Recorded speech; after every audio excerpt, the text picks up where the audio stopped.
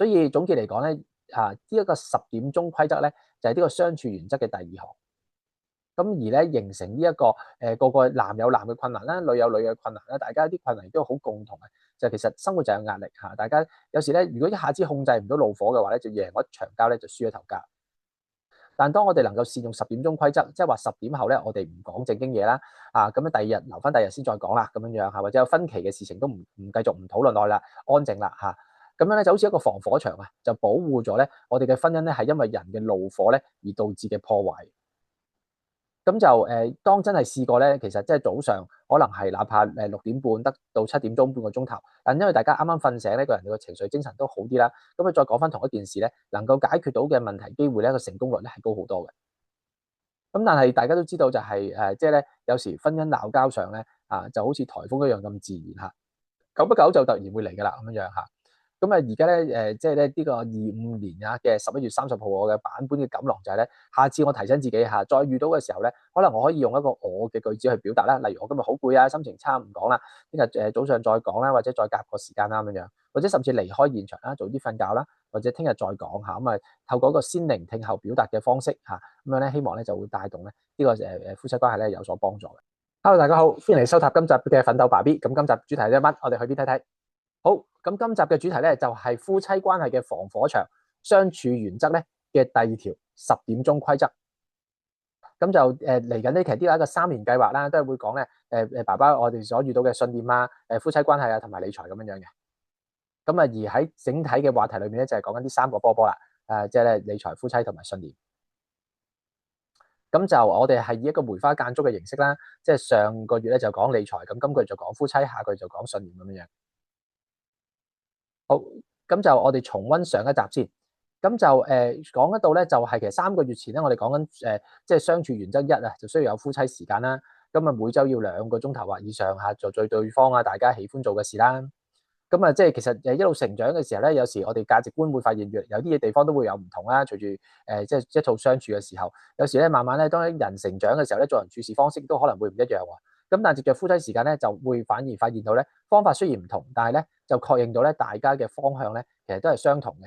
咁有時就算係方向唔同都好咧，其實有時因為係個步伐唔同大家都需要多啲時間係去思考。咁啊，藉著呢個夫妻時間咧，就可以慢慢咧收窄呢啲嘅分歧啦。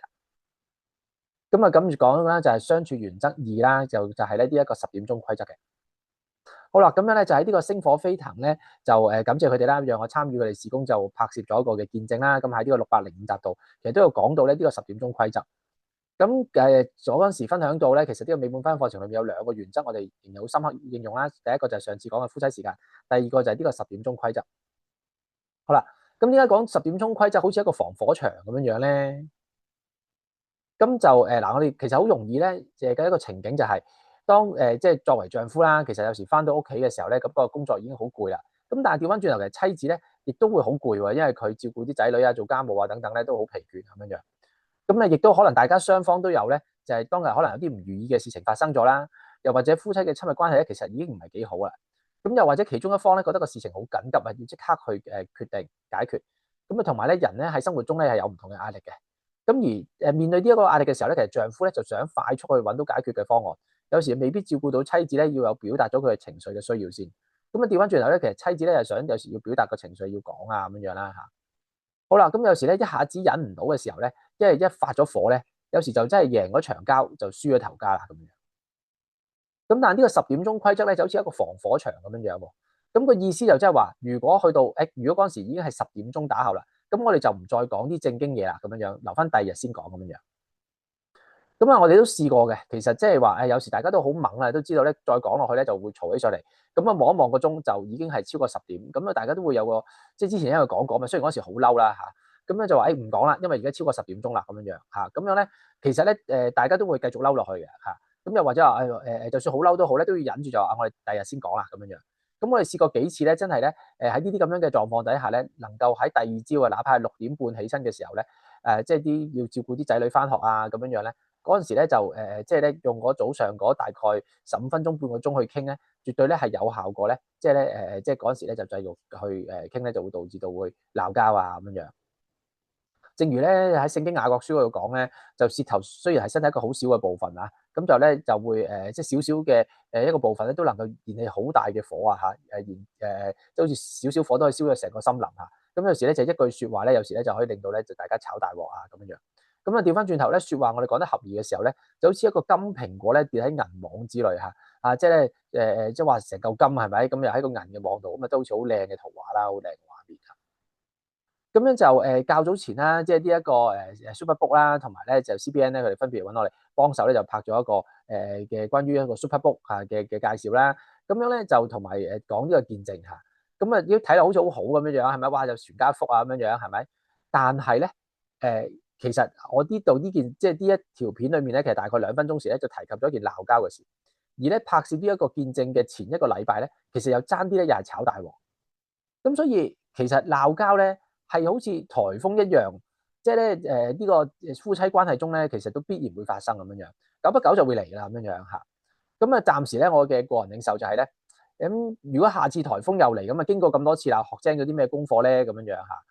即係我諗首先第一可能用一個我嘅句子啦，係嘛？即係我表明我今日好攰，或者心情好差，今日唔想講啦。咁聽日早上或者我哋夾個時間再講啦咁樣樣。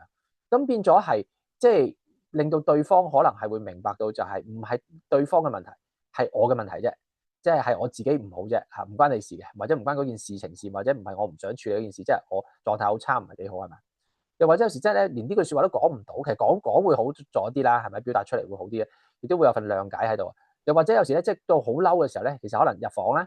或者如果本身喺房鬧嘅，可能就出廳啦，啊，咁或者間屋都唔能夠合適啦，即係咁啊，唯有出街咯，係咪？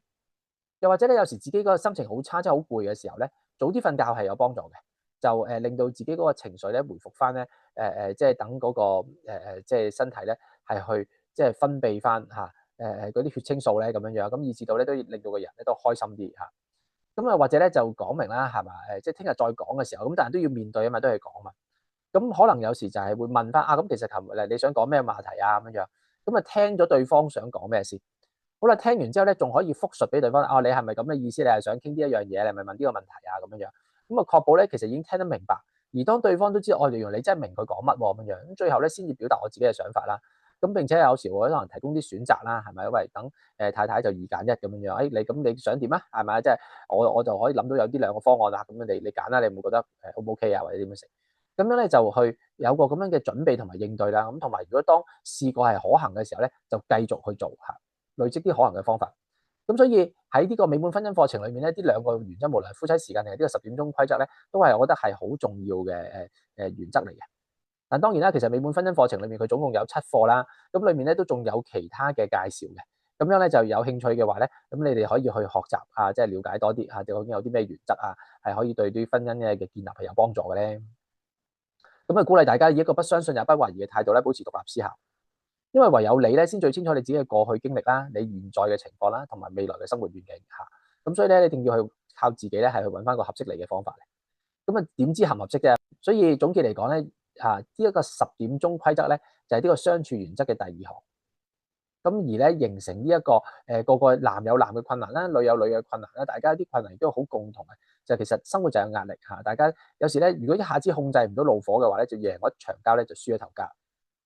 但當我哋能夠善用10點鐘規則，即係話10點後咧，我哋唔講正經嘢啦，咁樣第2日留翻第2日先再講啦，咁樣樣嚇，或者有分歧嘅事情都唔繼續唔討論落去啦，安靜啦嚇，咁樣咧就好似一個防火牆啊，就保護咗咧我哋嘅婚姻咧係因為人嘅怒火咧而導致嘅破壞。咁就當真係試過咧，其實即係早上可能係哪怕6點半得到7點鐘半個鐘頭，但因為大家啱啱瞓醒呢個人嘅情緒精神都好啲啦，咁再講翻同一件事咧，能夠解決到嘅問題機會咧個成功率咧係高好多嘅。咁但係大家都知道就係即係咧有時婚姻鬧交上咧就好似颱風一樣咁自然嚇，